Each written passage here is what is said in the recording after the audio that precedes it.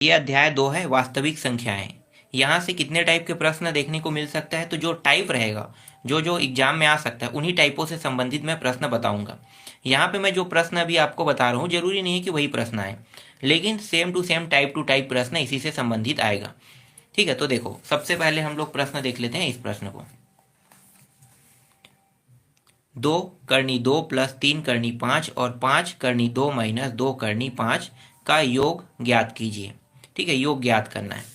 तो इसको कैसे हल करोगे, तो चलो हल करते हैं। बहुत आसान प्रश्न है, छोटे छोटे प्रश्न है, तो ये ऐसे ही बन जाएगा।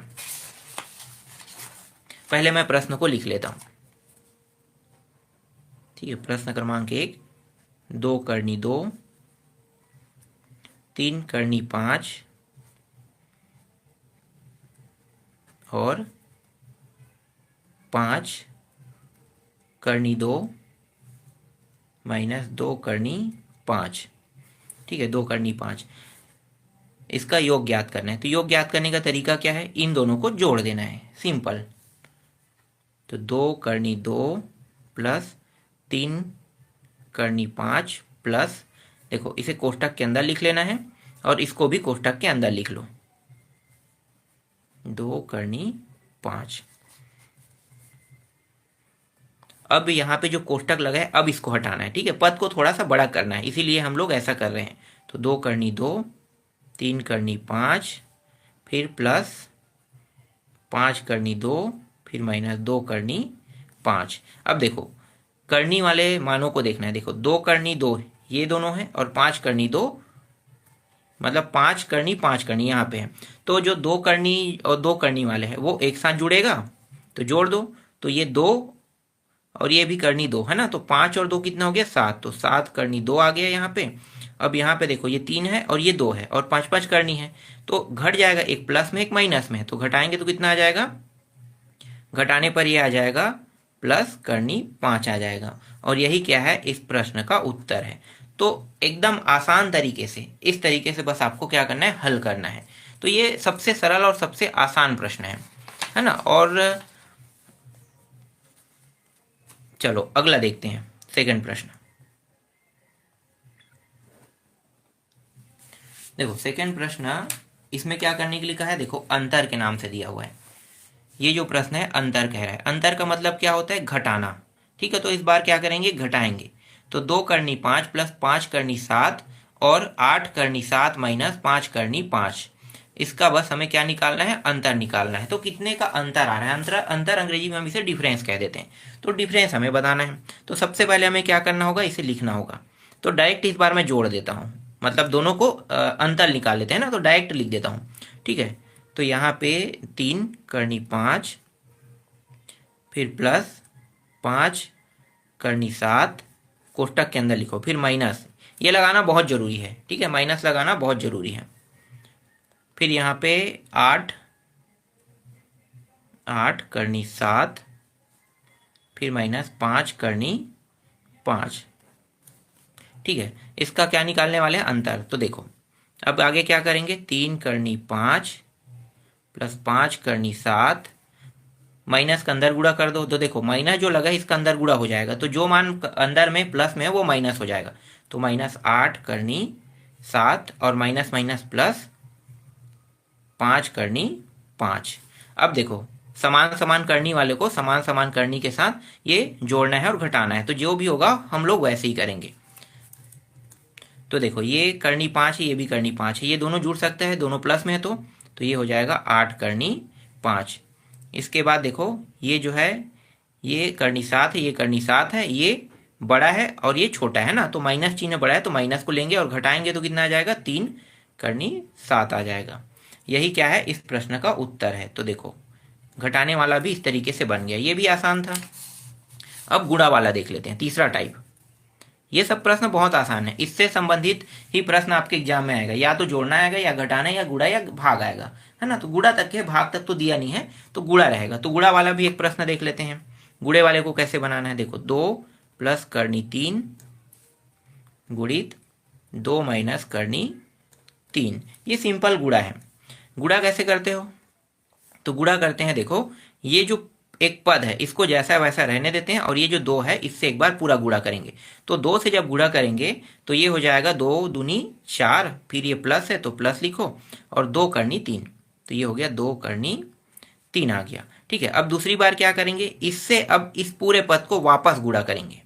तो ये हो जाएगा 2 और करनी 3 और यहाँ पे क्या लगा है माइनस, तो माइनस 2 करनी 3, फिर ये प्लस और माइनस माइनस ही होता है और 3 दोनों करनी करनी में है। तो करनी करनी वाले को कैसे लिखा जाता है, करनी करनी वाले को इस तरीके से लिखते हैं करनी 3 और देखो दोनों करनी में है तो करनी के अंदर इस तरीके से लिखा जा सकता है। तो इस तरीके से आपको क्या करना है, लिख लेना है। फिर यहाँ पे 4 प्लस 2 करनी 3 माइनस 2 करनी 3, देखो ये कट रहा है ना, इसे बाद में काट देंगे, अभी इसे ऐसे ही लिख लो।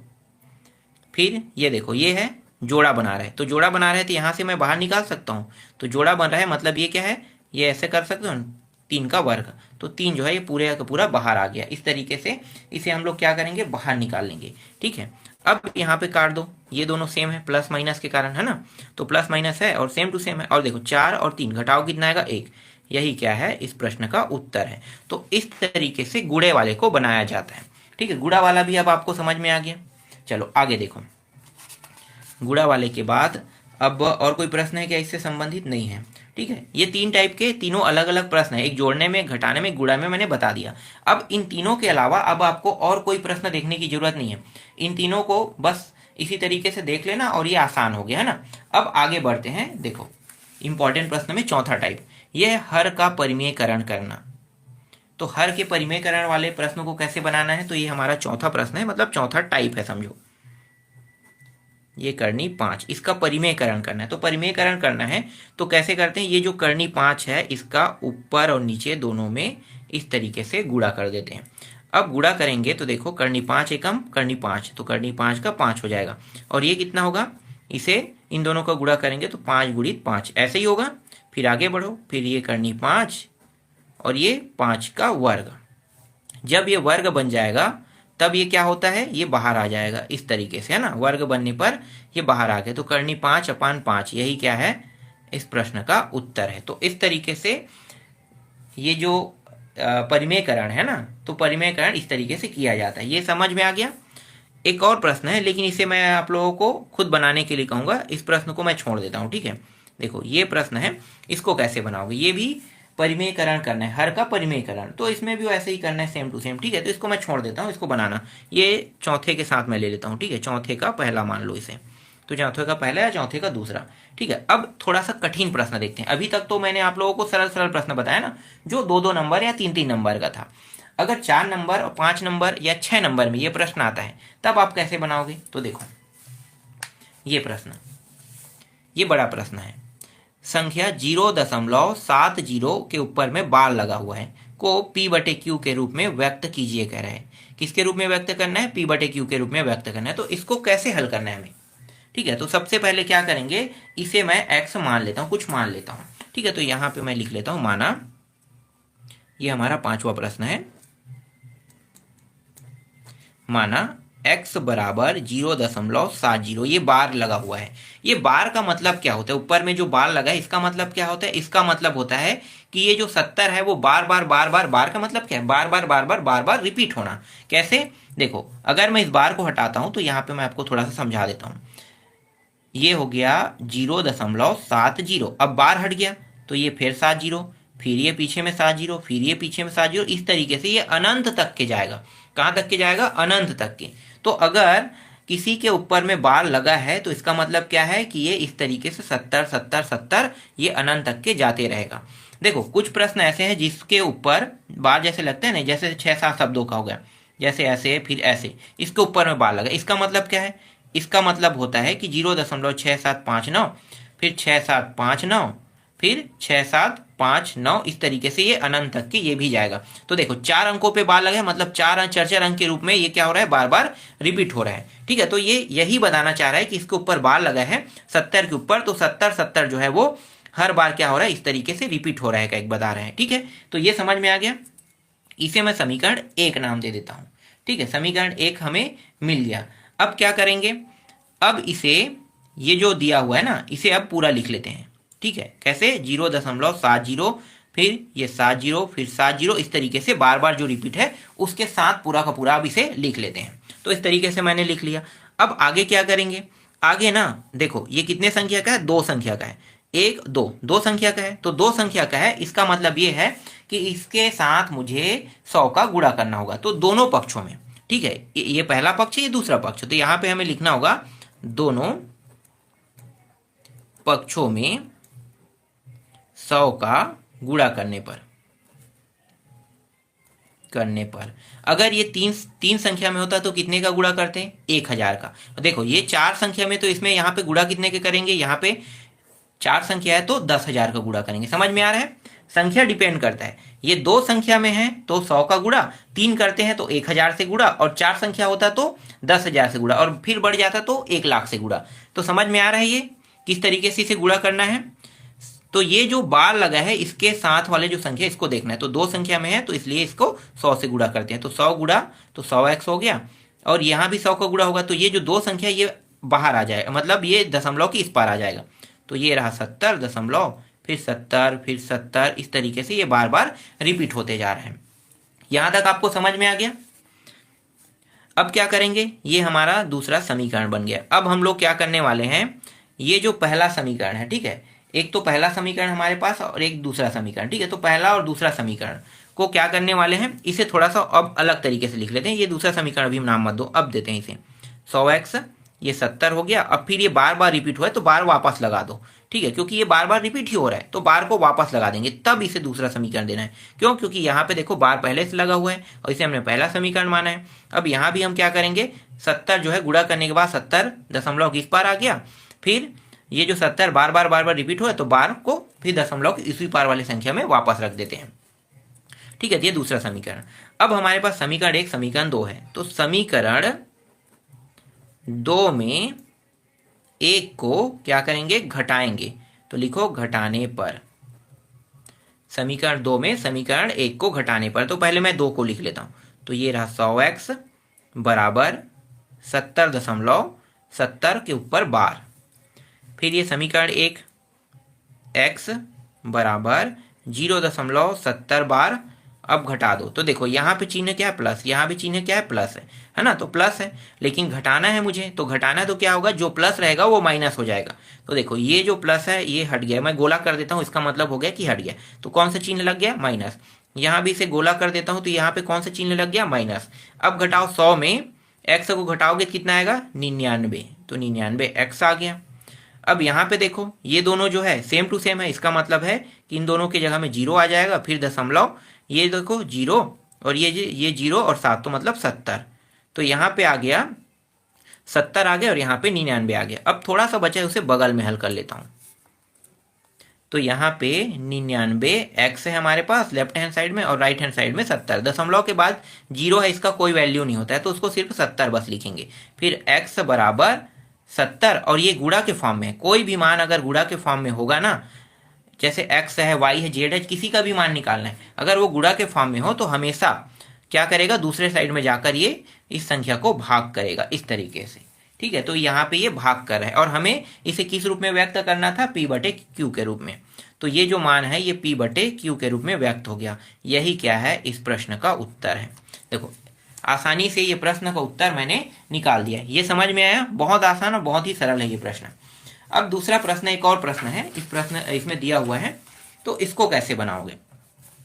देखो इस बार के जो प्रश्न है कैसे है, हाँ 8 दशमलव, देखो थोड़ा सा अलग तरीके का है। ठीक है, ये 6वां प्रश्न मैं ले लेता हूं। 8.39 दिया है, इसके ऊपर बार लगा है। अब इसको कैसे बनाओगे, इस प्रश्न को कैसे बनाओगे, ये भी सेम टू सेम बनेगा, लेकिन आगे में 0 ना देकर क्या दिया है, इस बार 8 दिया है। भाई आगे में 8 दे दिया है, तब ये कैसे बनेगा। तो सबसे पहले तो आपको इसे समीकरण 1 मानना है। ठीक है, मान ली 1। अब आगे क्या करना है, यहाँ पे x बराबर समीकरण 1, x लिखना है ना, x बराबर 8.39 के ऊपर जो बार दिया हुआ है इसे हमें सबसे पहले समीकरण 1 मानना है। जब हमने इसे समीकरण 1 मान लिया तब इसे क्या करेंगे, व्यक्त करेंगे। 8.39 के ऊपर जो बार लगा है उसे बार बार फिर से लिखेंगे इस तरीके से। ये कहाँ तक जाएगा, अनंत तक के जाएगा, ये अनंत तक के गया। अब दोनों पक्षों में कितने से गुणा करेंगे? देखो कितने संख्या के ऊपर बार लगा है, दो संख्याओं के, तो दो संख्याओं से ही क्या है, दो संख्याओं के अगर बार लगा है तो ये कितने से गुणा होगा? 100 से। तो यहां पे लिखो दोनों पक्षों में 100 से गुणा करने पर, तो 100 से गुणा करेंगे तो ये हो गया 100x बराबर 100 से गुणा करेंगे यहाँ भी, तो 8 तो पहले से बाहर में, दो संख्या बस को इस साइड खींच लेंगे, तो 3 9 हो गया, फिर 3 9, फिर 3 9, इस तरीके से ये बार बार रिपीट होते जा रहा है। फिर ये 100x बराबर 8 3 9 दशमलव, इसको ये ऊपर बार फिर से लगा दो। अब इसे समीकरण 2 नाम दे दो। देखो आसान है। अगर यही संख्या 3 संख्या होता, देखो फिर से मैं यहाँ पे आपको बता दूं, ठीक है, अगर यही जो संख्या है जैसे 8.39 और यहाँ पे 5 दे दिया होता, तो यहाँ पे इसके साथ यहाँ पे जो मैंने गुणा किया है ये कितने संख्या से गुणा होता? तो x बराबर ये हो जाता, कितने से गुणा होता भाई? देखो यहाँ पे मैं लिख रहा हूँ ना, 9 5, फिर 3 9 5, इस तरीके से बार बार रिपीट हो रहा है, तो ये 3 संख्या है, मतलब 1000 से गुणा होगा। तो 8, अब 3 संख्या खींच लो, 3 9 5, फिर दशमलव 3 9 5, बार बार हो रहा है तो बार इस तरीके से लगा भी सकते हो, ठीक है। तो इस तरीके से ये होगा, समझ में आ गया। 4 संख्या होने पर कितने से गुणा होगा? 10,000 से। एक संख्या होने पर, अगर वो एक संख्या है तो 10 से गुणा होगा, ठीक है। तो एक संख्या ऊपर बार लगना मतलब 10 से गुणा होना। तो यही जो है इसका ट्रिक है, इसी को ही आपको ध्यान से हल करना है, ठीक है। तो यहां तक आपको समझ में आ गया। अब फिर से क्या करेंगे? फिर से समीकरण 2 में समीकरण 1 को क्या करेंगे? घटाएंगे। तो लिखो समीकरण 2 में समीकरण 1 को घटाने पर, तो समीकरण 2 में समीकरण 1 को जब घटाएंगे तो ये जो है 100x, पहले इसको लिखना पड़ेगा, फिर 8 3 9, फिर 3 9 के ऊपर बार, फिर x बराबर 8 दशमलव, देखो ये जो है ना यहाँ पे लिखो, ठीक है, ये यहाँ पे 0 0 रहेगा, तो 8.39 सीध में लिखो, तभी ये आसानी से घट सकता है, वरना आप लोग कंफ्यूज हो जाओगे। देखो ये प्लस है, ये भी प्लस है, तो अब घटा रहे हैं तो भाई ये चिन्ह क्या हो जाएगा? माइनस हो जाएगा, दोनों चिन्ह। इसको घटाएंगे तो कितना हो जाएगा? 100 में x को घटाओ तो 99x आ जाएगा। फिर यहाँ पे इसको घटाओ, देखो 839 में 8 को घटाओगे तो कितना आ जाएगा? 8 3 1, ठीक है, इतना आएगा। फिर ये दोनों तो कट गया तो इसको हटा ही दो, ठीक है। ये दोनों जो है पीछे के संख्या देखो सेम टू सेम है, दशमलव के बाद तो सेम टू सेम है, इसलिए ये हट गया समझो। तो यहाँ पे 99x और 8 3 1 बस बचा है ना। तो यहाँ पे क्या करेंगे? इसको, ये जो 8 3 1 है और यहाँ पे सिर्फ x को रखेंगे और ये हो गया 99, ठीक है। और यही क्या है? p/q के रूप में व्यक्त हुआ। तो यही इस प्रश्न का उत्तर है, देख सकते हो, ठीक है, आंसर आ गया। बस इतना ही इसमें करना था, और कुछ करने की जरूरत नहीं है। तो इस तरीके से ये प्रश्न पूरा कंप्लीट होता है ना। तो 2 प्रश्न मैंने आपको बता दिया, दोनों प्रश्न बहुत आसान थे और आसानी से ये हल भी हो गया। अब थोड़ा सा बड़ा प्रश्न देखते हैं। ये जो प्रश्न अभी बताने वाला हूं ये वार्षिक पेपर में कई बार आ चुका है और आता भी है, यही प्रश्न उठा देते हैं वार्षिक पेपर में। तो देखो यहाँ पे प्रश्न क्या है? यदि a और b दो परिमेय संख्याएं हैं तो निम्नलिखित समीकरण में a और b का मान ज्ञात कीजिए। a और b के मान को क्या करना है? ज्ञात करना है। तो चलो इस प्रश्न को लेकर चलते हैं, ठीक है। तो यहाँ पे ये जो है लेफ्ट हैंड साइड है, राइट हैंड साइड है, दोनों को लेकर चल रहे हैं। यहाँ पे सिद्ध करने के लिए नहीं कहा है, सिद्ध करने के लिए कहता तो मैं एक साइड को लेकर चलता, दूसरे साइड को लेकर आता, है ना। लेकिन यहाँ पे कहीं पे भी सिद्ध करने की बात नहीं की गई है, इसलिए दोनों साइडों को लेकर चलेंगे। तो ये हमारा 7वां प्रश्न है और जितना भी मैं प्रश्न अभी बता रहा हूं वो सब के सब वार्षिक पेपर के मोस्ट आईएमपी प्रश्न है। तो left hand side right hand side दोनों को लेकर चलते। तो यहाँ पे मैं लिख देता हूं हल 6 प्लस करनी 3 6 माइनस करनी 3 बराबर a प्लस b करनी 3। देखो यहाँ पे नीचे क्या दिया है? 6 माइनस करनी 3 दिया है। तो अभी हमने एक प्रश्न बनाया है ना, कौन सा? हर का परिमेयकरण। तो ये जो है ये हर है, यहाँ भी क्या करेंगे? हर का परिमेयकरण कर देंगे। तो 6 प्लस करनी 3 और नीचे में 6 माइनस करनी 3, यहाँ पे 6 और यहाँ पे करनी 3, ये 6 और ये करनी 3। अब यहाँ पे बताओ मुझे कि यहाँ पे प्लस आएगा कि माइनस आएगा। ठीक है, यहीं पे ही खेल होने वाला है, यहीं पे। अगर इसे आप सही से समझ गए ना तो ये आसान हो जाएगा, और समझोगे नहीं तो ये जो प्रश्न है आप लोगों के लिए कठिन हो जाएगा। तो यहाँ पे क्या आएगा, देखो यहाँ पे जो चिन्ह दिया रहता है ना नीचे में, ये ऊपर से कोई मतलब नहीं है। हर में जो चिन्ह दिया है, देखो 6 माइनस करनी 3, तो ये जो चिन्ह दिया है इसका जस्ट अपोजिट लिखना होता है। तो ये माइनस है, इसका मतलब क्या होगा, यहाँ पे प्लस आएगा। हर प्रश्न वैसे ही होता है, याद रखना। जैसे यहाँ पे माइनस दिया है तो यहाँ पे प्लस आ जाएगा, और यहाँ पे प्लस दिया रहता है तो यहाँ पे माइनस आता। ठीक है, यही इसका ट्रिक है। फिर ये जो राइट हैंड साइड के मान है उसको उतार देते हैं, b करनी 3। अब इन दोनों का गुणा कर देते हैं। तो गुणा करने का तरीका आपको पता है। ठीक है, 6 का गुणा इस पूरे पद से पहले होगा, तो 6 छक्के कितना हो गया, 36। फिर प्लस 6 का गुणा इसके साथ भी होगा, तो 6 करनी 3। फिर यहाँ पे प्लस दिया हुआ है ना, और इसका गुणा फिर से अब इस पूरे पद के साथ होगा, तो ये पूरा पद को करेगा। तो ये प्लस है तो सभी प्लस में रहेंगे, तो प्लस करनी 3 और 6, तो ये 6 करनी 3 आ जाएगा। और ये 3 और 3, तो इसको मैं कैसे लिख सकता हूँ, डायरेक्ट 3 लिख सकता हूँ। मैंने आपको बता दिया है कि ये 3 कैसे आएगा, है ना। पहले ये दोनों जो है करनी के अंदर जाएगा, 3 3 करके 3 का वर्ग, फिर 3 आ जाएगा। तो डायरेक्ट यहाँ पे मैं 3 लिख देता हूँ। फिर नीचे का देखो, अगर इस तरीके का प्रश्न हो ना तो आपको क्या करना है, इन दोनों को साथ में गुणा, फिर इन दोनों का साथ में गुणा, बस ऐसे ही करना है। और ये जो चिन्ह है, चिन्ह का साथ गुणा, तो 6 छक्के कितना हो गया, 36। फिर माइनस प्लस का गुणा माइनस होता है, 3 और 3 का गुणा 3 होगा। ठीक है, करनी 3 और करनी 3 का गुणा 3। फिर a प्लस b करनी 3। ठीक है, यहाँ पे मैंने गलत लिख दिया क्या, हाँ ये प्लस है। ठीक है, 36 और 3 कितना हो जाएगा, 39। तो यहाँ पे मैं इसे 39 लिख देता हूँ। फिर ये दोनों जो है वो प्लस में है, तो प्लस में तो जुड़ जाएगा, 6 दूनी 12 करनी 3 हो जाएगा। अब नीचे देखो, एक प्लस में एक माइनस में, तो घट जाएगा, तो 33 आ जाएगा। फिर ये a b करनी 3। अब ये जो 33 है इसको भी भाग कर, इसको भी भाग कर, तो दोनों को अलग अलग कर लेते हैं। ठीक है, 33 ये रहा, और ये 12 करनी 3, 33 इस तरीके से। आपको हर वाला नियम पता है ना, हर वाले नियम क्या कहते हैं, जब तक के हर बराबर ना हो। देखो ये ऊपर अंश होता है, नीचे हर होता है, तो जब तक के हर बराबर ना हो तब तक के ना जुड़ सकता है ना घट सकता है। तो हर वाले नियम के तहत जैसे हमने हर को एक करते हैं, वैसे ही हर को अब अलग अलग कर लेते हैं। तो देखो 2 मान है, 1 और 2, तो दोनों के लिए इस तरीके से अलग अलग कर लिए। अब यहाँ पे a प्लस b करनी 3। अब क्या करेंगे, इसका तुलना करने वाले हैं। ठीक है, तो दोनों पक्षों की तुलना कर देते हैं। दोनों पक्षों की तुलना करने पर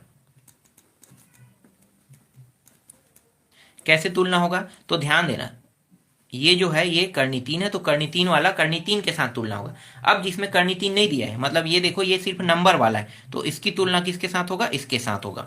तो a की तुलना, a बराबर कितना आ जाएगा, 39/33 आ जाएगा। ठीक है, 39/33। और b की तुलना करेंगे तो b बराबर, b और करनी 3 भी तो दिया है ना, करनी 3, तो b करनी 3 बराबर इसकी तुलना 12 करनी 3, और ये 33 से होगा। जब भी आप तुलना करते हो तो डायरेक्ट उत्तर लिखते हो। ठीक है, डायरेक्ट मान लिखते हो। तुलना करने का मतलब होता है डायरेक्ट लिखना। यहाँ पे मैंने करनी 3 और करनी 3 को लिख दिया है, लेकिन आपको करनी 3 और करनी 3 को नहीं लिखना है, डायरेक्ट लिखना होता है। तो इस तरीके से इसे मैं कटा देता हूँ। अब ये भाग जा रहा है तो और भाग कर देते हैं। देखो 3 के पहाड़े में आ रहा है, तो 3 एकम 3, 3 तिया, फिर 3 एकम 3 एकम 11। तो a का मान कितना आ गया, 13/11 आ गया। और b का मान 12/33। तो 12/33, तो ये भी कट रहा है क्या, 3 के पहाड़े में क्या, 3 चौके 3 एकम 3 एकम, तो 4/11। तो यही क्या है, इस प्रश्न का उत्तर है। देखो इस प्रश्न में a b का मान निकालने के लिए कहा था, a b का मान इस तरीके से ज्ञात हो गया।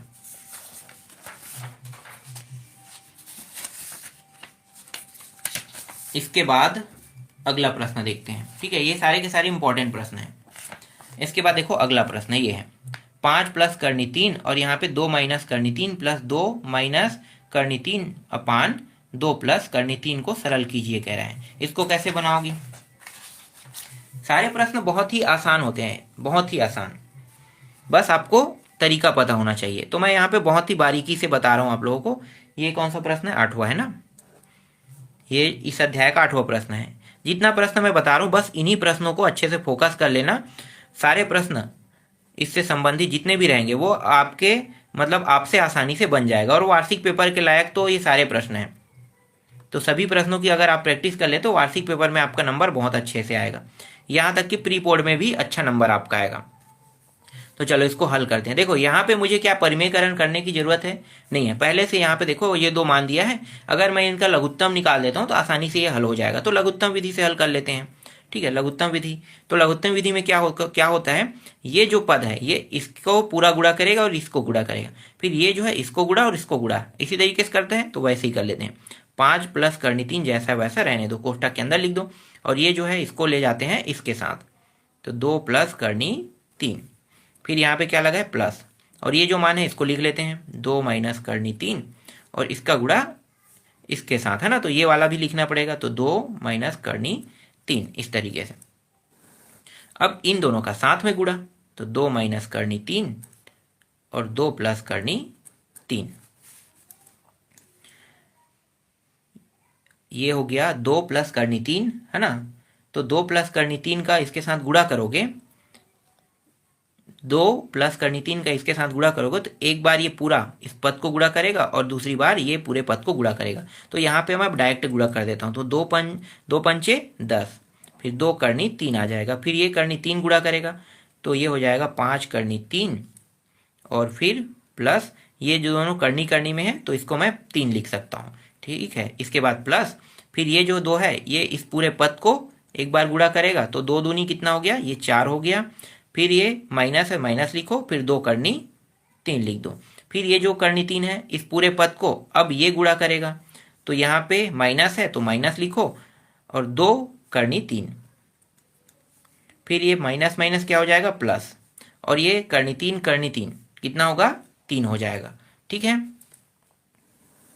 नीचे का देखो ये दोनों सेम टू सेम और ये दोनों सेम टू सेम से होगा, और चिन्ह के साथ गुणा होगा, तो यही इसका नियम है। 2 दूनी कितना हो गया 4, चिन्ह के साथ गुणा होगा, प्लस माइनस माइनस होता है गुणा होने पर, फिर 3 और 3 3 हो जाएगा। अब देखो जो जो कट है उसको कटा देंगे, तो कुछ कट रहा है क्या, यहाँ पे देखो ये कट रहा है ना, 2 करनी 3 2 करनी 3 कट रहा है, 10 और 10 4 14, और यहाँ पे 3 दूनी 6, कितना हो जाएगा 20 हो जाएगा, है ना। तो यहाँ पे मैं लिख लेता हूँ 20, ये जोड़ दिया मैंने संख्याओं को। अब बचा है ये और ये, तो देखो ये प्लस है ये माइनस है, तो क्या होगा घट जाएगा, तो घटने पर कितना आएगा, ये आ जाएगा 5 में 2 घटाओगे तो 3 आ जाएगा, तो 3 करनी 3 यहाँ पे आ रहा है, 3 करनी 3 आ रहा है, और नीचे में देखो कितना आ रहा है, इसको घटाओगे तो 1 आ रहा है, तो 20 + 3 करनी 3। ठीक है, यही क्या है इस प्रश्न का उत्तर है। तो इस तरीके से ये प्रश्न भी बन गया। देखो बहुत छोटा और बहुत सटीक है ना, आसानी से हल होने वाला प्रश्न है, तो आसानी से ये प्रश्न हल हो गया। अब देखो ये जो प्रश्न है वो थोड़ा सा लंबा आपको दिखाई दे रहा है, तो इस प्रश्न को अब बना के देखना, जैसे मैंने अभी बनाया वैसे ये भी बनेगा। जब तक आप ट्राई नहीं करोगे तब तक के प्रश्न आपसे तो बनेगा नहीं, तो ट्राई करके देखना। पहले इन दोनों को हल करना, इन दोनों को हल करने के बाद फिर अंतिम में ये तीसरे पॉइंट को इसके साथ फिर हल करना, तब ये आसानी से आपसे बन जाएगा। ठीक है, तो आपको बनाना है, इसको बना के देखना। मैं सारे प्रश्नों को आपको बना के तो नहीं बता सकता, लेकिन सभी प्रश्न ऐसे ही बनेंगे, इसलिए कुछ प्रश्नों को मैं बता रहा हूँ, और जिन प्रश्नों को मैं बता रहा हूँ इसी से संबंधित आपके एग्जाम में प्रश्न आएगा। तो जो लोग गणित थोड़ा बहुत जानते हैं या मेरे वीडियो के माध्यम से गणित जो है वो देख अभी तो जुड़े हुए हैं ना, लेकिन कई लोग ऐसे होते हैं जो नए आते हैं, अभी नए लोग आए नहीं हैं, बाद में नए लोग आ जाएंगे। तो जब नए लोग आएंगे ना तो उन लोगों को ज़्यादा गणित के बारे में नॉलेज नहीं होता है, तो उस समय उन लोगों के लिए ये थोड़ा प्रॉब्लम होता है। तो पुराने लोगों के लिए कोई दिक्कत नहीं है, पुराने जो है वो आसानी से गणित को सॉल्व कर सकते हैं, लेकिन जो नए हैं उनके लिए ज़्यादा दिक्कत होने वाला है। तो इसीलिए अच्छे से जो मैं प्रश्न बता रहा हूं उनको अच्छे से फोकस करना और इन सभी प्रश्नों की अच्छे से तैयारी करना। चलो अगला देखते हैं 9वां प्रश्न। 6 करनी 3 दिया हुआ है, इसका गुणा करने के लिए लिखा है प्रश्न में, तो गुणा कर दो, और ये है 13 करनी नहीं 13 और करनी 3 है। ठीक है, तो इसका गुणा करना है, तो देखो इसका गुणा कैसे करोगे, ये और ये सीधा यहीं पे कर देते हैं। 13 छक्के कितना होता है 78, ये हो गया 78, और 3 का गुणा होने पर कितना हो जाएगा 3 आ जाएगा। फिर 78 × 3 कर दो, कितना हो जाएगा 234। तो देखो ये आसानी से आ गया, ये 2 नंबर का प्रश्न है। ज़्यादा मतलब इसको एकदम फोकस के साथ देखने की जरूरत नहीं है, आसानी से ये हल होने वाला प्रश्न है। फिर एक प्रश्न और है, देखो 10वां, ये थोड़ा सा अलग तरीके का है। यहाँ पे दिया हुआ है करनी के अंदर 5 है और ये 3 दिया हुआ ऊपर में, ठीक है, इसको हम कर्णीकरण कहते हैं। और ये 2, उसके बाद 5 और यहाँ भी करनी 3 दिया हुआ है। ऐसे प्रश्नों को कैसे बनाना है भाई, बहुत आसान है। देखो इस प्रश्न को देखने में जरूर आपको कठिन लग रहा है, लेकिन ये दोनों जो है देखो मान दोनों में है, तो इसको उभयनिष्ठ के रूप में निकाल सकते कि नहीं, निकाल सकते हैं ना। तो ये मैंने उभयनिष्ठ के रूप में निकाल लिया। यहाँ से कितना बचेगा 1 और यहाँ से कितना बचेगा 2, तो कितना हो गया 3। तो ये 3 मैं लिख देता हूँ और ये रहा करनी 5 और ये 3। यही क्या है, इस प्रश्न का उत्तर है। तो देखो इस तरीके से ये भी प्रश्न बन गया। देखने में ये कठिन लग रहा था लेकिन बनाने में ये बहुत ही आसान था, है ना। अब देखो ये वाला प्रश्न, देखो हर के परिमेयकरण करने वाला आ गया, जबकि मैंने इससे संबंधित आपको पहले ही प्रश्न बता दिया है, ठीक। और तो अब इस अध्याय में नहीं है, अब अगले अध्याय का देखते हैं, ठीक है। ये खत्म हो गया, ये खत्म हो गया। अब अध्याय 3, अध्याय 3 देखने वाले हैं, ठीक है। अध्याय 3, तो अध्याय 3 है आपका घातांक। तो घातांक से जो मैं अभी प्रश्न बताऊंगा उनको देखते हैं, ठीक है। घातांक वाले जो टॉपिक है, जब मैं इसको पढ़ा रहा था तो मैंने फार्मूला जो है यूज नहीं किया था। तो कई लोग मुझे कमेंट करके कह रहे थे कि सर आपका फार्मूला यूज नहीं कर रहे हैं, और बिना फार्मूला के अगर हम लिखते हैं तो आप लोगों के जो सर है या मैडम है जो भी, वो आप लोगों को नंबर नहीं देता है ना। तो ये सही बात है, मैं जानबूझ के उसमें फार्मूला नहीं लिखा था, क्योंकि वो इतना सरल प्रश्न है कि हम लोग कभी भी ऐसे प्रश्नों में फार्मूला का उपयोग ही नहीं करते। हालांकि आपके स्कूल में ये जब इसमें फार्मूला दिया तो उपयोग करना ही है, लेकिन हम लोग कभी नहीं करते हैं, क्योंकि जो कॉलेज लेवल का एग्जाम होता है कॉलेज में, है ना, तो वहाँ पे हम लोग फार्मूला ऐसे छोटे मोटे चीज़ों में नहीं करते, वहाँ का तो कैलकुलेशन बहुत अलग होता है। तो इसीलिए मैं फार्मूला को बहुत सी जगह ना बंद कर देता हूँ। तो इसी कारण ये जो अध्याय, इसमें मैंने फार्मूला नहीं यूज किया था। लेकिन अब आपको जब मैं बताऊंगा यहाँ पे, है ना, इंपॉर्टेंट प्रश्न की सूची पे बता रहा हूँ, तो यहाँ पे मैं फार्मूला यूज करके बताऊंगा, क्योंकि तुम्हारे लिए ये बहुत इंपॉर्टेंट है, इसी से तुम्हें पूरा में पूरा नंबर मिलेगा। तो चलो सबसे पहले पहला प्रश्न देखते हैं, ये वाला। मान गया इसका घात दिया है 4 और 5/3 का घात दिया है, कितना दिया है 4 दिया हुआ है, ठीक है। तो इसको बनाते हैं। तो पहला प्रश्न के रूप में इसे लिख लेते हैं। प्रश्न दिया है -3 और इसका घात 4, फिर 5/3 और इसका भी घात कितना दिया हुआ है 4। तो सबसे पहले ये दोनों को देखना है ढंग से देखो क्या है भाई, ये दोनों गुणा के फॉर्म में है। तो -3 है ना, -3 का जो घात है वो कितना है 4 है, गुणा है 5/3, ठीक है। ये भी क्या है, गुणा में है। तो इस तरीके से पहले आपको क्या करना है, गुणा में करना है। तो इसे हमने सबसे पहले गुणा में कर लिया, ठीक है। अब ये देखो, ये जो घात है ये सम है कि विषम है, ये ध्यान दें। देखो यहाँ पे बहुत ज्यादा मायने रखता है सम और विषम। अगर कोष्टक के अंदर माइनस में कोई मान दिया हो तब आपको सम और विषम नियम को लागू करना होगा। तो यहाँ पे ये क्या है, सम है। तो सम है, इसका मतलब क्या होगा कि ये 3 जो है ये प्लस में प्राप्त होगा। इसका मतलब 3 का घात सिर्फ 4 बस लिखेंगे इसे, ठीक है। 3 का घात 4, फिर गुणित ये जो घात 4 है ये 5 के लिए भी और 3 के लिए भी, क्योंकि ये कोष्टक के बाहर है, मतलब कोष्टक के ऊपर में लगा है ना। तो इसीलिए ये क्या होगा, ये 5 का घात 4 भी होगा, 5 का घात 3 भी होगा।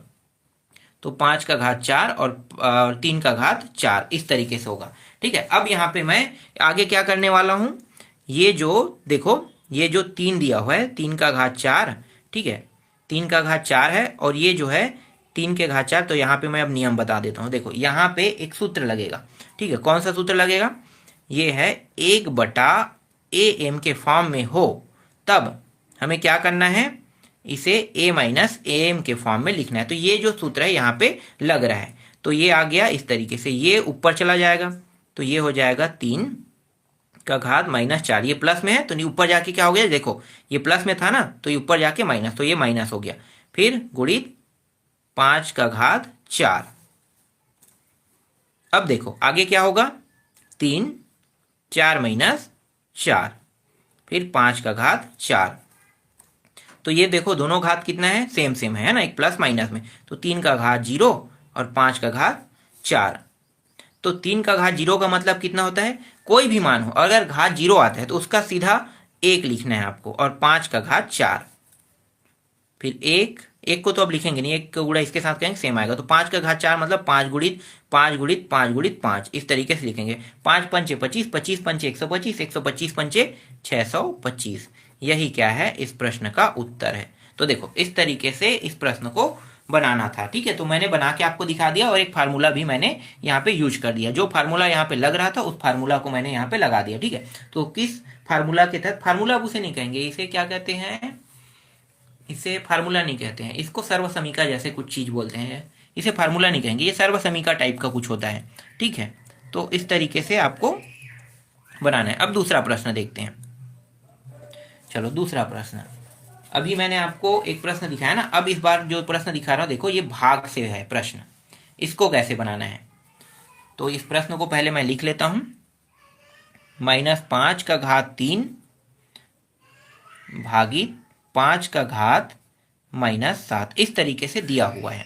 तो सबसे पहले आपको घात इसको देखना है, ये जो अंदर में दिया हुआ है ना, माइनस में दिया, उसके बाद घात जो है वो विषम है कि सम है, विषम है। तो विषम है तो डेफिनेटली जो मान होगा 5 का, ये एक इसमें आएगा प्लस में कि माइनस में, माइनस में। तो माइनस में आ गया 5 का घात 3। अब इसे भाग को इस तरीके से लिखो और ये 5 का घात -7, इसको ऐसे लिख सकते हैं, ठीक है। तो इस तरीके से इसे लिख लेते हैं। इसे और कैसे लिखा जा सकता है, -5 का घात 3 और भाग है, इसका मतलब है कि इसे बटा के फॉर्म में इस तरीके से लिखा जा सकता है। आगे मैं क्या करूंगा, 5 का घात 3 और ये जो है 5 का घात -7, इस तरीके से कर देता हूं। ये आया कैसे, तो यहाँ पे तो मुझे बताना पड़ेगा ना, यहीं पे तो यही जो चीज जो मैं बताऊंगा इसी के हिसाब से तो आपको नंबर मिलेगा। तो ये 1/, ये समझो कि ये a है और घात जो है वो क्या है, m है, तो -m समझो, माइनस है तो -m बना देते हैं इसको, ठीक है। तो इसके बराबर क्या होगा, ये ऊपर जाके 1/m बन जाएगा, ठीक है। तो ये जो यहाँ पे ये जो मैं बता रहा हूं इसी के हिसाब से यहाँ पे ये हो रहा है, ठीक है। तो ऊपर चला गया। अब क्या होगा, ये 5 और ये 3, ठीक है। दोनों मान अगर समान हो, देखो दोनों सेम हो तो घात घात क्या होते हैं, जुड़ जाते हैं। तो ये 3 है और -7 है। तो यहां भी अगर फार्मूला लगाना चाहते हो, ठीक है, यहाँ पे मैं फार्मूला ही कह रहा हूं, हालांकि ये फार्मूला नहीं है, ठीक है। तो यहाँ पे ये आप बताना चाहते हो कि ये कैसे हो रहा है, तो इसको भी आप बता सकते हो, यहाँ पे बता सकते हो कि AM गुणित AN बराबर होता है AM + N, ठीक है। यहाँ पे मैं माइनस नहीं कर रहा हूं, मैं क्या कर रहा हूं, जोड़ रहा हूं। इसमें जो ऑटोमेटिकली जो घात है वो क्या होगा, वो माइनस को प्रदर्शित कर देगा, ठीक है। तो ये चीज आपको ध्यान देना है। तो ये जो फार्मूला है, यहाँ पे मैं बार बार इसे फार्मूला कह रहा हूँ, ठीक है। तो इसे फार्मूला ही अभी कहो, लेकिन फार्मूला नहीं है, मैं आपको स्पष्ट बता दूं, मैं भूल गया हूँ कि इसे क्या कहते हैं, ठीक है। तो ये मैं यहाँ पे इसका यूज कर रहा हूँ, ठीक है। अब इसको हल करते हैं। तो ये हो गया 5 का घात 3 -7। जब मैं इसे घटाऊंगा तो कितना आ जाएगा, एक मिनट, मैंने कहीं पे गलती कर दिया है भाई, कोई कमेंट करके भी नहीं बता रहा है गलती हुआ है, कहाँ गलती हुआ पता चला। ये जो माइनस है ऊपर जाके क्या हो जाएगा, प्लस नहीं हो जाएगा, देखो ना, a - m, तो a का घात m आएगा, तो मतलब माइनस ये प्लस हो गया, तो यहाँ पे प्लस आ गया। अब यहाँ पे ये जो ट्रिक है इसमें जोड़ेंगे तो कितना हो जाएगा, 10 हो जाएगा ना। तो यही तो है, यहाँ पे देखो गलती मैं कर रहा था, कोई भी बता नहीं रहा था, ठीक है। और यहाँ पे एक गलती और क्या है, यहाँ पे ये जो माइनस है एक में लगा ही है आगे में, ये भी गलती था, तो इसको भी सुधार लेते हैं, ठीक है। इस तरीके से सुधार लिया। अब क्या करेंगे, 5 का 10 बार गुणा करेंगे। तो डायरेक्ट मैं यहाँ पे उत्तर लिख लेता हूँ भाई, मैं इतना लंबा चौड़ा गुणा तो करने नहीं जाऊंगा, तो डायरेक्ट लिख लेते हैं। तो यहाँ पे मैं लिख लेता हूँ 97 65 625, ठीक है, 625 इस प्रश्न का उत्तर होगा, ठीक है। तो इस तरीके से ये दूसरा प्रश्न भी बन गया। चलो अगला देखते हैं। ये सारे टाइप जब आपके एग्जाम होंगे ना, तो इसी से संबंधित टाइप वाले जो प्रश्न है वो आएंगे, तो इसलिए जो टाइपों के प्रश्न है उसको अच्छे से देखना। फिर -4 और इसका घात 3 दिया हुआ है, फिर ये गुणा के फॉर्म में है, फिर -2 और ये -3 दिया हुआ है, ठीक है। इसको भी अब क्या करना है, हल करना है, सरल कीजिए कह के प्रश्न आएगा। तो सबसे पहले आपको घात देखना है और अंदर में क्या है, मान जो है वो माइनस है कि प्लस है, माइनस है। तो माइनस है तो घात जो है बहुत मायने रखता है, माइनस है तो घात अगर सम हो तब क्या होगा, माइनस होने पर घात जो होता है सम होता है, तो ये जो अंदर के मान है वो प्लस में प्राप्त होगा, अगर विषम है तो ये माइनस के माइनस में, तो -4 घात 3 होगा। और यहां भी वैसा ही है, तो -2 और ये -3, ठीक है। इस तरीके से इसे लिख लेते हैं। इसे और कैसे लिखा जा सकता है, तो -4 का घात 3 फिर ये जो होगा, देखो माइनस लगा है तो -2 इस तरीके नीचे ला लो, और ये हो जाएगा 3 हो जाएगा। ठीक है, ये कैसे हुआ बता देते हैं भाई कैसे हुआ। तो यहाँ पे मैं लिखूंगा am बराबर, या a का घात माइनस इस तरीके से लिखो, फिर 1/am, ये इस तरीके से हुआ है कह के हमें बताना पड़ता है, तो बता दिया मैंने। ठीक है, अब देखो ये दोनों माइनस है तो दोनों क्या हो गया, प्लस में हो गया। ठीक है, इस तरीके से दोनों कट के प्लस में हो गया, तो 4 और 2 सीधा कट गया, माइनस माइनस प्लस में आ गया, है ना। अब यहाँ पे देखो 4 का घात 3 और 2 का घात 3 है, तो यहाँ पे मैं 4 के घात 3 और 2 का घात 3, तो 4 के घात 3 को मैं 2 का घात 3 लिख सकता हूँ, और इसको भी 2 का घात, एक मिनट, ये 2 का घात 3 इसको भी लिख सकता हूँ, 2 हिस्सों में से बांट लिया मैंने। फिर नीचे में क्या है, 2 का घात 3 है, इस तरीके से। अब वापस मैं क्या करूंगा, इसको ऊपर ले जाऊंगा, तो 2 का घात, देखो, और ये दोनों जुड़ भी रहे हैं, तो पहले इन दोनों को जोड़ देते हैं, तो 2 का घात 3 और 3 कितना हो जाएगा, 6 हो जाएगा ना। तो 2 का घात 6 करते हैं, तो 3 + 3 कैसे हुआ और किस नियम के तहत हुआ, इसको भी यहाँ पे बता देते हैं कि a, दोनों तो सेम है, तो यहाँ पे m + m बराबर m का घात 2m, इस तरीके से बता सकते हो। ठीक है, ये जो नियम है ये यहाँ पे लगा है। फिर 2 का घात 3, अब इसको वापस ऊपर ले जाएंगे, तो 2 और ये हो गया 6, और ये हो जाएगा 2 का घात कितना हो जाएगा, -3, तो 1/am बराबर a - m, ये होगा। ठीक है, तो यहाँ पे इसको भी मैंने बता दिया। अब ये 2, फिर ये 6, फिर -3, और फिर से बताना चाहो तो फिर से बता सकते हो। यहाँ पे a m और an, तो a m + n, देखो जितना बार चाहो उतना बार आप बता सकते हो, है ना। आप लोगों के जो शिक्षक है यही तो जानना चाहते हैं कि यहाँ पे आप किस तरीके के ये जो ट्रिक है आप यूज कर रहे हैं, जिसे मैं अभी फार्मूला कह रहा हूँ, तो इसका उपयोग करें, तो कहाँ कहाँ पे आपने क्या बदलाव किया है और किन किन तरीकों से किया है उसी को आपको बताना है। तो यहाँ पे बता रहे हैं, तो वो सबसे पहले क्या देखेगा, इसको देखेगा, वो ये नहीं देखेगा कि आपने हल किस तरीके का, हाँ यहाँ पे लगाया है मतलब आप सही कर रहे हो हल, तो इसलिए डायरेक्ट क्या करेगा, उत्तर को देखेगा और आपको पूरा नंबर दे देगा। फिर ये 6 में 3 घटाओ तो 3 आ जाएगा, और 2 का 3 घात का मतलब क्या होता है, 2 का 3 घात का मतलब होता है 8, तो यहाँ पे डायरेक्ट 8 लिख दो। यहाँ पे इस तरीके से लिखना 2 × 2 × 2, तो 2 दूनी 4, 4 दूनी 8, तो यहाँ पे 8 आ गया, मैंने डायरेक्ट 8 लिख दिया। ठीक है, तो ये इसका उत्तर हो गया। ठीक है, ये समझ में आया। देखो अब ये वाला प्रश्न देखते हैं, ये जो है वो थोड़ा सा बड़ा है और थोड़ा सा अलग तरीके का प्रश्न है। ये कैसे बनेगा, तो ये हमारा चौथा प्रश्न है। 2 4 3 243 दिया हुआ है और 1/5 के फॉर्म में दिया हुआ है। ठीक है, इसको कैसे हल करेंगे, तो ये जो 243 दिया हुआ है ये तो प्लस में है, तो कुछ करने की जरूरत नहीं है, डायरेक्ट क्या करना है, 243 को हमें 5 भागों में बांटना है, 5 भागों में। तो ये 3 के पहाड़े में आता है ना, तो 3 का 5 भाग, तो 3 का या तो ऐसे लिखो, 3 का 5 ऐसे भी लिख सकते हो, या फिर आप इसको कैसे लिख सकते हो, चलो इसको हटाओ, 3 के 5 भाग लिख दो। 1 मिनट, ये 3 × 3 × 3 × 3 × 3, ठीक है, इस तरीके से पहले लिखो। फिर 1/5, अब यहाँ पे 3 का 5 घात, फिर 1/5, ठीक है। फिर ये 3 और ये जो 5 है, देखो ये 5 × 1/5 इस तरीके से होगा, 5 और 5 कट गया, फिर आया कितना, सिर्फ 3 आया। तो यही क्या है, इस प्रश्न का उत्तर है। और यहाँ भी एक फार्मूला लगा है ना, तो कौन सा है भाई, तो यहाँ पे मैं बगल में बता देता हूँ, देखो इसका है, यहाँ पे लिख देते हैं, ऊपर में लिख देते हैं, देखो a m और ये n ऐसा हो, तब आपको क्या करना है, am × n करना है। ठीक है, ये लगा है, तो यहाँ पे इसका जो ट्रिक है वो भी मैंने आपको बता दिया। ठीक है, ये समझ में आया। अब देखो एक बड़ा प्रश्न है यहाँ पे, ये जो है, ठीक है, इसमें भी सेम टू सेम वैसे ही करना है, तो इसे बनाने की जरूरत तो नहीं है ना, ये तो आप लोग बना लोगे, तो इसे बना के देखना, मैं ऐसे ही आपको दे देता हूँ। देखो करना क्या है, चलो कुछ ज़्यादा कुछ नहीं करते, यहीं पे बता देता हूँ। जब यहाँ पे बना बुनाया है तो मैं कुछ नहीं करूँगा, सीधा यहाँ से देख लेते हैं। देखो ये पीछे में 25 है, मतलब 5 के घात में आएगा, तो 5 × 5 × कितने बार करोगे, देखो 6 बार है, मतलब ये 6 हिस्सों में बांटना है इसे, तो 6 हिस्सों में यहाँ पे बांट दिया गया।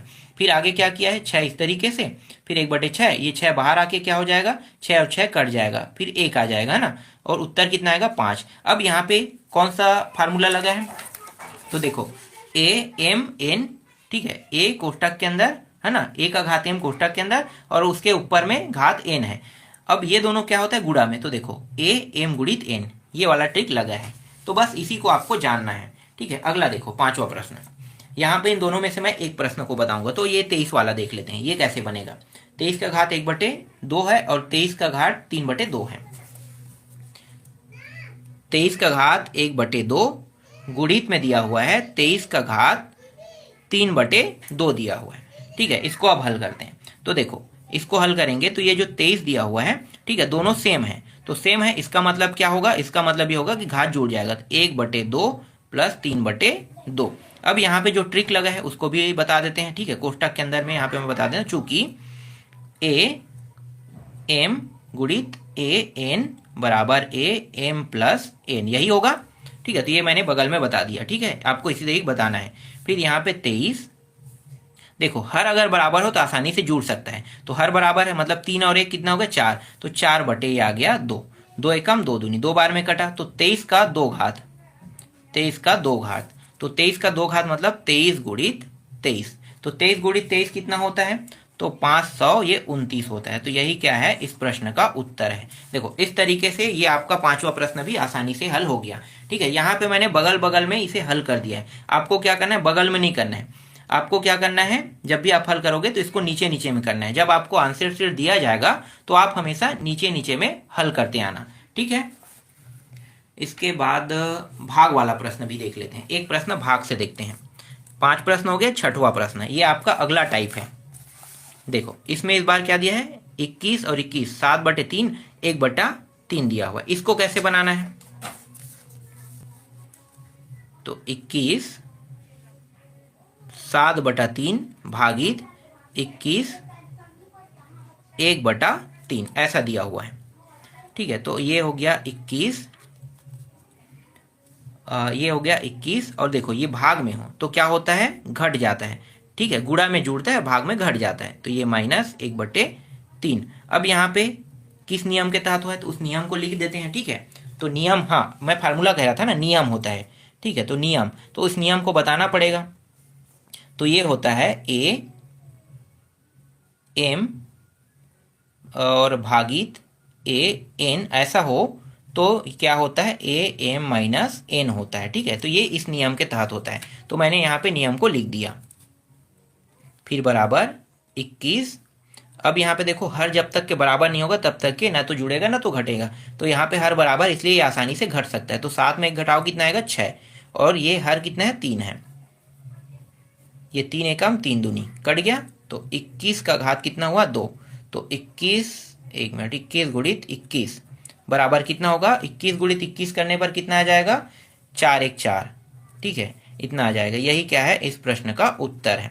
तो इस तरीके से ये जो 6वां प्रश्न है ये बन गया, ठीक है। इससे संबंधित जितने भी प्रश्न रहेंगे वो ऐसे ही बनेगा। तो 6 टाइप हो गया। अब आगे देखते हैं, और इसमें कुछ अलग टाइप का प्रश्न थोड़ी है 6 टाइप हो गया। अब आगे देखो, जो आपका अगला टाइप का प्रश्न है वो कैसे बनेगा। ये मैं 7वां प्रश्न ले लेता हूं, ठीक है। आपको पूरा अध्याय पढ़ने की जरूरत नहीं है, जो प्रश्न अभी आपको बता रहा हूं ना, उन्हीं प्रश्नों बस को पढ़ के जाना, उसके बाद आपका नंबर अच्छा आएगा। बस आपको गणित बनाना आना चाहिए। अगर बनाना आता है प्रश्नों को, तो आप आसानी से इतने ही प्रश्नों को पढ़ के जाने के बाद आप पूरे में पूरे नंबर ला सकते हो। तो चलो 6वां लिखते हैं। 6 का घात ये 7 हो गया, और 2 का घात 3 गुणित 3 का घात 7, इसको कैसे बनाना है।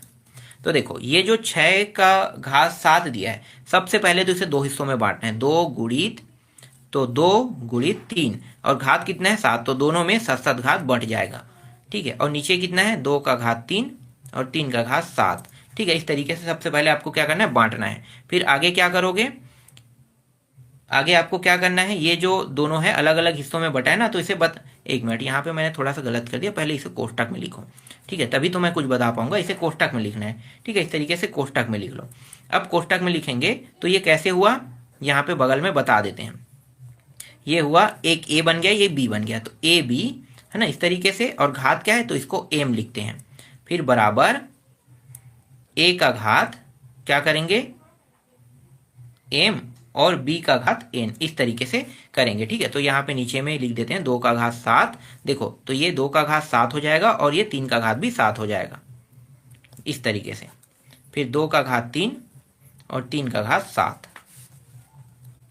अब ये देखो ये दोनों जो मान है, ठीक है, 2 का घात 7 और 2 का घात 3, तो 2 का घात 7 जो है इसके ऊपर चले जाएगा, ये क्या हो जाएगा, 2 का घात जो 2 का घात 3 है वो माइनस में हो जाएगा, है ना। कैसे होगा यहाँ पे मैं बता देता हूँ।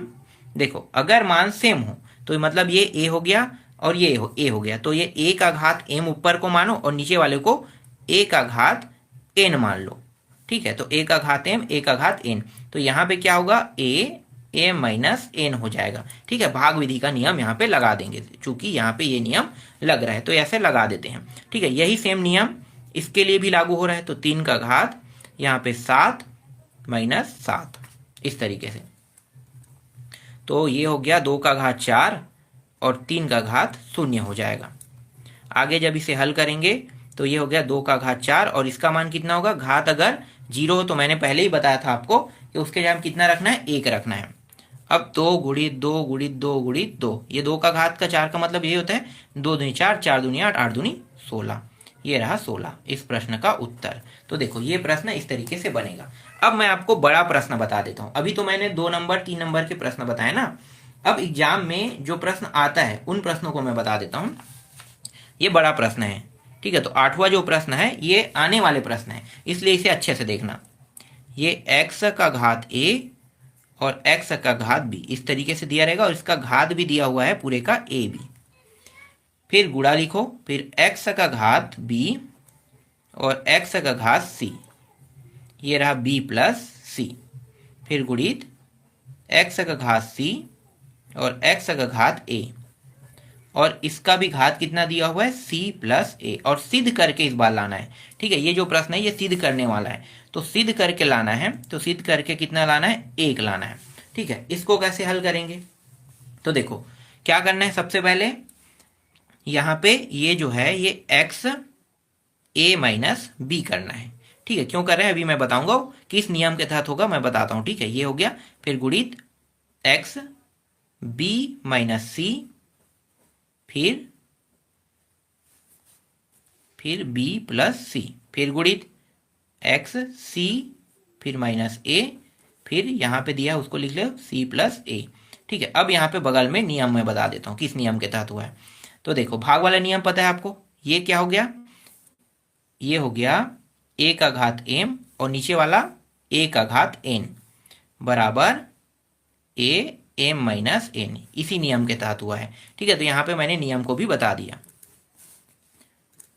ठीक। यहां तक आपको समझ में आ गया। अब क्या करेंगे, देखो ये दोनों, तो इन दोनों का गुणा हो जाएगा, तो ये x, देखो इन दोनों का गुणा होगा तो a का वर्ग माइनस b का वर्ग, यही होगा a का वर्ग माइनस b का वर्ग, फिर गुणित x b का वर्ग माइनस c का वर्ग, फिर गुणित x c के साथ a के साथ, तो c का वर्ग, फिर ये देखो माइनस प्लस का गुणा होने पर माइनस ही आता है ना, फिर ये a का वर्ग। अब यहाँ भी इसे बता दो कि ये किस नियम के तहत हुआ है, तो यहाँ पे मैं बता देता हूँ, ये होता है x a m और ये n, तो इस तरीके से होगा, फिर a m गुणित n, ये इस नियम के तहत हुआ है, ठीक है।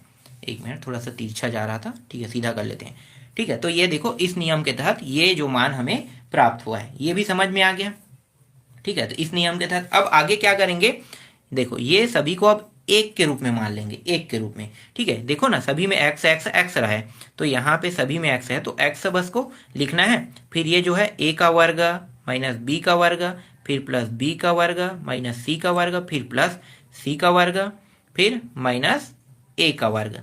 यहाँ पे इसको भी बता दो ये कैसे हुआ है, तो यहाँ पे a m, फिर a n, फिर a, इसे a m n o भी दे दो, ठीक है, o, फिर minus a m plus n plus o, ठीक है। ये इस नियम के तहत हुआ है।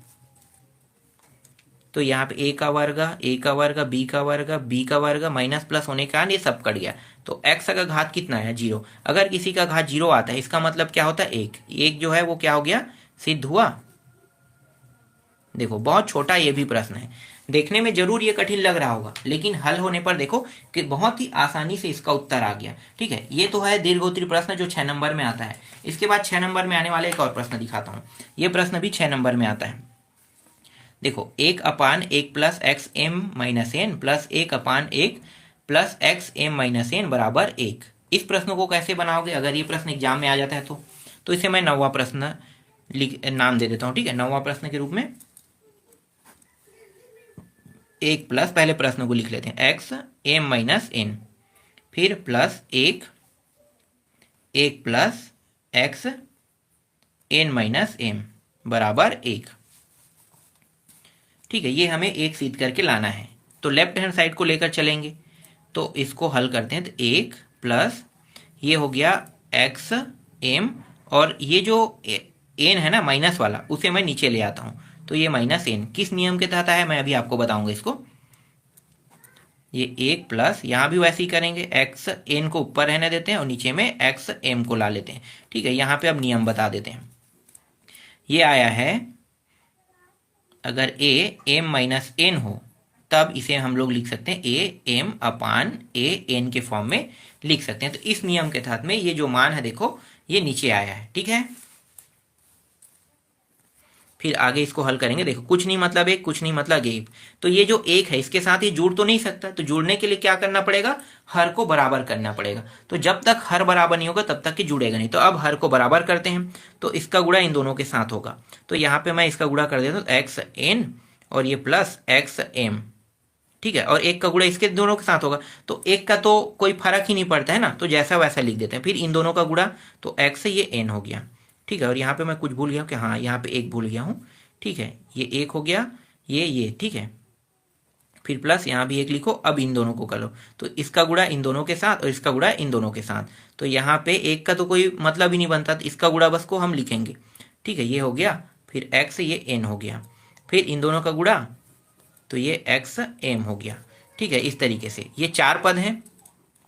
देखो 1 2 3 1 2 3 3 पद है। अब ये 4 पद होना चाहिए हल होने के लिए, है ना। तो एक पद जो है वो गायब है, तो कौन सा पद गायब, देखो नीचे से ही देखें तो ये दोनों साथ में था, इनको हल कर रहे थे, तो ये तीसरा और चौथा हो गया, ऊपर पहला तो दूसरा गायब है, मतलब यहाँ पे इस तरीके से एक लिख दो।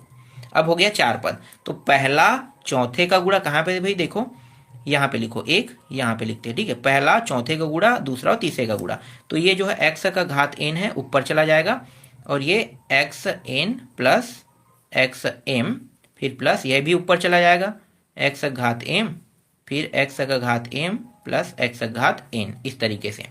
ठीक है, देखो हर अगर बराबर हो तो नियम क्या कहता है, ये आसानी से जुड़ सकता है। तो एक्स का घात एम प्लस एक्स का घात एन, एक्स का घात एम प्लस एक्स का घात एन, दोनों सेम है, काट दो, एक आ गया। यही क्या है, इस प्रश्न का उत्तर है। मतलब एक हमें सिद्ध करके लाना था, एक भी क्या हो गया, सिद्ध हो गया। ठीक है, तो इस तरीके से एक भी सिद्ध होके आ गया। अब देखो अगला प्रश्न, 9 प्रश्न तक मैंने बता दिया। अब देखो ये वाला प्रश्न थोड़ा सा अलग तरीके का है। देखो ये वाला प्रश्न अलग तरीके का, अगर बदल दिया जाता है थोड़ा सा तरीके को, तो फिर आप कैसे बनाओगे इस प्रश्न को। तो ऐसे भी प्रश्न रहेंगे ना, तो जितने टाइप का प्रश्न इस अध्याय से बन सकता है या आ सकता है, वो सारे प्रश्नों के टाइप के साथ मैं आपको बता रहा हूँ। तो ये सभी के सभी जो मैं भी आपको बताऊँ वो बहुत इंपॉर्टेंट प्रश्न है, अच्छे से इन सभी प्रश्नों की तैयारी करना। तो ये 10वां प्रश्न के रूप में देता हूँ मैं, 600 ये 25 है और नीचे में 81, इसका जो घात है ये 4/3 दिया हुआ है। ठीक है, ये भागित में है 625 और ये भी 81 दिया हुआ है। ऐसे तो प्रश्न अभी हम लोगों ने बनाया था ना, ये तो बस बड़ा है और छोटे मानों को बनाया था। चलो इसको देख लेते हैं, उसके बाद छोड़ देंगे। ठीक है, तो 625 81, यहाँ पे देखो कितने घात है, नीचे में 3 घात, ये 3 घात है। ठीक है, 3 घात दोनों में दिए हुए हैं, तो हमें ये 3 घातों के रूप में बांटना है। लेकिन अगर 3 घात में नहीं बन रहा है ये, तो हमें इसे 4 ही घात में लिखना पड़ेगा ना। तो ये 4 घात में तो बन रहा है, तो इसको मैं 4 घात में लिख लेता हूँ। तो कैसे लिखूंगा, ये 525, तो 525 जो दिया हुआ है, पहले इसको थोड़ा सा हल कर लेते हैं। देखो ये होगा क्या, ये भाग है, तो 625 और ये 81। ठीक है, भाग होने का नियम क्या है, 4/3, 4/3 को घटा दिया जाएगा, 2/3 को घटा देंगे। यहाँ पे जो नियम लग रहा है वो है ए एम भागित ए एन। तो ए एम माइनस एन, यही नियम लग रहा है तो इस नियम को लिख देंगे। अब यहाँ पे 625 और ये रहा 81, अब इसको घटा दो तो देखो हर दोनों के बराबर है तो घट जाएगा, तो 2 बटे कितना आ रहा है 3 आ रहा है, तो 2 बटे 3 आ गया। आगे इसको हल करेंगे तो ये होता है 5 का 4 घात होता है और ये होता है 3 का 4 घात होता है, दोनों 4 घात में, और बाहर में कितना है 2 का 3 घात है। आगे जब इसको और हल करेंगे तो देखो इसे ऐसे लिख सकते हैं 5 का 4 घात और ये भी 4 घात है ना, तो दोनों 4 घात है तो इसको लिख सकते हैं 5 बटे 3 और इसका घात 4, और बड़ा कोष्टक में ये जो है इसको बाहर में लिखते हैं 2 बटे 3, इस तरीके से। आगे जब इसे हल करेंगे तो ये हो गया 5 बटा 3 और ये 4, ठीक है, ये गुणा हो जाएगा 2 बटे 3 का, किस नियम के तहत, तो इस नियम को बताना पड़ेगा।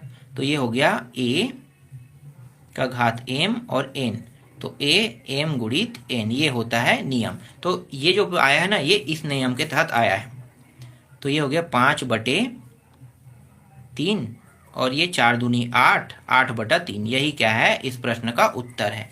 ठीक है, तो इस तरीके से ये प्रश्न भी बन गया। अब इससे संबंधित जितने भी प्रश्न रहेंगे वो आपसे अब बन जाएगा। तो जितने भी टाइप के प्रश्न जो आ सकते थे वो सारे मैंने बता दिए। अब सिर्फ एक टाइप का और प्रश्न बचा है, एक टाइप का, ये आपका अंतिम प्रश्न कह सकते हो इस अध्याय का। निम्नलिखित करणियों को आरोही क्रम में लिखे। एक तो आरोही क्रम में होता है, एक अवरोही क्रम में होता है। तो एक प्रश्न से आपको समझ में आ जाएगा कि कैसे आरोही क्रम में बनाया जाता है, कैसे आरोही क्रम में बनाया जाता है। ठीक है, आरोही का मतलब होता है बढ़ते क्रम, बड़े। ठीक है, सबसे पहले आपको क्या करना है, सबसे छोटे को लिखना है, फिर उससे बड़ा, फिर उससे बड़ा। ठीक है, और अवरोही का मतलब क्या है, तो सबसे बड़े को पहले लिखना है, फिर उससे छोटे, फिर उससे छोटे। ठीक है, तो इस प्रश्न को देख लेते हैं। तो ये हमारा 11वां प्रश्न है। 8 एक इस तरीके से, फिर यहाँ पे 64 है, यहाँ पे 3 दिया हुआ है, और यहाँ पे 512 है, और यहाँ पे दिया हुआ है कितना है 9 है। ठीक है, 9 दिया हुआ है। ठीक, इस तरीके से प्रश्न दिया हुआ है, इसे हमें आरोही क्रम में लिखना है। तो इसी को कैसे बनाना है, इसको बनाने का सिंपल और सरल तरीका है, पहले आपको इसको प्रश्न को लिख लेना है। अब देखो यहाँ पे कितना है, यहाँ पे 3 है कर्णीकरण, यहाँ पे 2 है कर्णी, मतलब इसे कर्णी घात कहते हैं। यहाँ पे 2 है, यहाँ पे 3 है, यहाँ पे 9 है, तो इसको लिख लेते हैं। तो इसमें कर्णी घात, ठीक है, कर्णी घात यहाँ पे दिखाई नहीं रहा, इसका मतलब ये 2 है। ठीक है, तो यहाँ पे 2 लिखना है, यहाँ पे तो स्पष्ट दिखाई दे रहा 3, और यहाँ पे कितना है 9 है, 9 है। ठीक है, तो 2 3 9, इसका क्या है कर्णी घात है। ठीक, अब इसके सबसे पहले अब ये जो है निकाल लिया ना, अब इसका जो लघुत्तम है वो निकाल लेते हैं। ठीक है, लघुत्तम समापवर्तक जानते हो ना, तो लघुत्तम समापवर्तक कैसे निकालते हैं, ये हो गया 2 3 9, ऐसे तीनों मान को लिख लो, 2 3 9, तो जो कर्णी घात है उसको मैं लिख लिया। ठीक है, अब देखो ये 2 के पहाड़े में जा रहा है क्या, अगर 2 मान 2 से भाग जा रहा है तो मैं लिखूंगा, तो नहीं जा रहा है क्या, तो यहाँ पे नहीं जा रहा है, लेकिन 2 मान जो है ये 3 से जा रहा है, तो 2 जैसा वैसा उतार देंगे। ठीक है, जो नहीं जाएगा 3 के पहाड़े से उसे जैसा वैसा उतार दिया जाता है। अब 3 के पहाड़े से जाए 3 एकम 3, 3 के पहाड़े से कितने बार में जाए 3 बार में। ठीक है, तो ये अब देखो, अब ये भी इनमें से कोई 2 मान किसी से भाग जा रहा है कि नहीं जा रहा है, तो अब क्या करोगे, ये 3 हो गया, 3 दूनी 6, फिर 6 एकम 6 और 6 तिया कितना होगा 18, तो इसका जो लघुत्तम आ रहा है वो कितना आ रहा है 18 आ रहा है। समझ में आ गया, 3 दूनी 6, 6 एकम 6 और 6 तिया 18, तो 18 आ गया। तो यहाँ पे आपको बताना पड़ेगा कि 2 3 9 का लघुत्तम समापवर्तक कितना आया 18 है। ठीक है, तो जो कर्णी घात है इसका हमने लघुत्तम समापवर्तक निकाल लिया। कैसे निकालते हैं आपको पता चल गया। अब यहाँ पे आगे क्या करेंगे, इसे 3 खंडों में बांट लेंगे। ठीक है, इन तीनों को हल करेंगे तो 3 खंड कर लेते हैं, तो आसान हो जाएगा। तो एक खंड मैं यहाँ पे लेता हूँ, दूसरा खंड यहाँ पे। ठीक है, 1 2 3, 3 खंड हो गया। सबसे पहले यहाँ पे मैं 81 को लिखता हूँ, 81 बराबर। ठीक है, 81 को मैं लिख लेता हूँ, ये 81 हो गया। फिर दूसरे में क्या करूँगा, ये जो 64 है उसको लिख लेता हूँ, ये 3। ठीक है, इस तरीके से, और फिर 5 1 2 इसको भी लिख लेता हूँ इस तरीके से बराबर करके। ठीक है, इसको और कैसे लिखा जा सकता है, 81 को 81 कोष्टक के अंदर 1/2। ठीक है, यहाँ पे 2 है मतलब 1/2। इसको कैसे लिखेंगे, 64 कोष्टक के अंदर है ना 64 लिखेंगे, और ये देखो 3 है मतलब ये 1/3 हो जाएगा। फिर इसको लिखो 512 और ये कितना है 9 है, तो 1/9 ऐसा इसे लिखा जा सकता है। तो इस तरीके से क्या करना है आपको, लिख लेना है। ठीक है, अब आगे आपको क्या करना है, ये जो 81 दिखाई दे रहा है, ठीक है, इस 81 को अब क्या करना है भाई, 81 का क्या करना है, कुछ दिमाग कुछ तरीका लगा सकते हो, नहीं आ रहा है आइडिया, तो भाई 81 को मैं 3 के गुणा के फॉर्म में कितने बार लिख सकता हूँ ये बताओ। 3 के गुणा के फॉर्म में 4 बार, लेकिन अगर 9 के गुणा के फॉर्म में लिखूं तो कितने बार लिख सकता हूँ 9 के गुणा के फॉर्म में। तो 9 के गुणा के फॉर्म में अगर मैं इसे लिखना चाहूँ तो देखो 9 के गुणा के फॉर्म में सिर्फ 2 बार लिखना है। ठीक है, तो 2 बार आ रहा है कि नहीं आ रहा है, आ रहा है ना, 9 गुणित 9, तो ऐसा लिख सकता हूँ कि नहीं, 9 गुणित 9, बिल्कुल लिख सकता हूँ। तो 9 गुणित 9 यहाँ पे मैं लिख लेता हूँ। ठीक है, और नीचे नीचे क्या है 1/2, वैसे ही यहाँ भी करेंगे। ठीक है, यहाँ भी करेंगे। ये जो 64 है इसको कितने बार लिखना पड़ेगा, ये 4 चौक 16 और 16 चौक 64, तो 4 के 3 बार में लिखना है, 4 गुणित 4 गुणित 4। ठीक है, और ये रहा 1/3। इसी तरीके से इसको भी करना है। तो ये जो है बहुत ज़्यादा जा रहा है, तो मैं डायरेक्ट 2 का घात 9 लिख लेता हूँ, उसके बाद 1/9 लिख लेता हूँ। ठीक है, इस तरीके से आपको करना है। ध्यान से देखना, बहुत आसान है, लेकिन समझोगे नहीं तो ये प्रश्न जो है वो आपसे बनेगा भी नहीं। तो यही चीज आपको क्या करना है, समझना है। ठीक है, तो यहां तक हो गया 9 का घात 2 और ये यहां तक हो गया। ठीक, अब यहां पे ये जो 9 है ये 9 का घात 2 बन जाएगा, और फिर ये बन जाएगा 1/2, और ये हो जाएगा 4 का घात 3, और ये हो जाएगा 1/3, ये हो जाएगा 2 का घात 9, और ये हो जाएगा 1/9 हो जाएगा। तो ये हो गया 9, 2 गुणित 1/2। किस नियम के तहत हुआ है ये भी मैं बताऊंगा, थोड़ा सा रुक जाओ, इसको हल कर लेते हैं। ये 4, 3 गुणित 1/3, और ये हो गया 2, 9 गुणित 1/9। ठीक है, तीनों के लिए एक ही नियम है, तो एक ही नियम है, तो यहाँ पे पीछे में मैं बस बता देता हूँ। ठीक है, तीनों का नियम एक है, तो ये नियम होगा a का घात m, ये n, a m गुणित n, इस नियम के तहत। ठीक है, इस नियम के तहत ये हो रहा है, तो तीनों के लिए सेम। अब बस इसे और आगे हल बस करना है। तो देखो 2 और 2, 3 और 3, 9 और 9 कट गया, तो यहाँ पे कितना आ रहा है 9 आ रहा है, यहाँ पे कितना आ रहा है 4 आ रहा है, यहाँ पे कितना आ रहा है 2 आ रहा है। तो 2, 1 का मान आ रहा है, ठीक है, 1 का मान 4 और 1 का मान 9 आ रहा है। अब इसे मुझे किस क्रम में लिखना है, आरोही क्रम में। तो यहाँ पे मैं लिख देता हूं आरोही क्रम। आरोही क्रम का नियम क्या है, ये है आरोही क्रम का नियम है बढ़ते क्रम में। आरोही क्रम में लिखने पर मतलब बढ़ते क्रम में लिखने पर, है ना। तो यहां पे लिख देते हैं लिखने पर।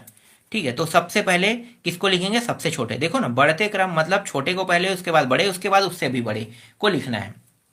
तो सबसे छोटे 2 है। ठीक है, अब निशान कैसे लगाना है, यहाँ पे देखो 2 निशान होता है, एक को हम लोग कहते हैं लेस देन, एक को कहते हैं ग्रेटर देन, जिसे हम बड़ा छोटा कहते हैं ना। ये कोई निशान जो है बड़ा छोटा नहीं है, वो प्रदर्शित करने का तरीका है, उसे बोलने के, इसे हम कहते हैं बोलने का तरीका कहते हैं। ठीक है, तो ये जो 2 है सबसे छोटा है, उससे बड़ा, तो जो बड़ा होता है उसके साइड क्या करते हैं, मुंह को खुला करते हैं। तो ये 4 हो गया, देखो मुंह खुला है 4 की साइड। अब 4 से बड़ा क्या है, 9 है। तो यही क्या कहलाता है, आरोही क्रम या फिर बढ़ते क्रम कहलाता है। ठीक है, अगर इसी को मैं बदल देता हूं, 9 को पहले लिख देता हूं। ठीक है, अवरोही क्रम अगर मुझे लिखना है तो 9 को ऐसे लिखूंगा, तो ये जो मुंह है वो किस साइड हो जाएगा, इस साइड हो जाएगा, बड़े के साइड। बस यही चीज ध्यान देना है। फिर 4, तो फिर ये बड़े के साइड, फिर 2, इस तरीके से। समझ में आ गया। ये जो है ये अवरोही क्रम है, आरोही क्रम है, और ये क्या है, अवरोही क्रम है। ठीक, अब 2 के मान को, 2 वाले को देखते हैं। 2 जो है किसके माध्यम से हमें प्राप्त हुआ था, 512। तो सबसे पहले यहाँ पे लिखना है 512, और ये रहा 9। ठीक है, इसके बाद इससे बड़ा 64, देख लो 64 3, तो ये रहा 64, ये 3, और इससे भी बड़ा ये जो 81 है ना, ये है, तो ये 81 बड़ा है। यही हमें क्या करना था, इस प्रश्न में ज्ञात करना था। तो देखो इस तरीके से इस प्रश्न का उत्तर आ गया। ठीक है, तो इस तरीके से आपको बनाने थे। समझ में आया।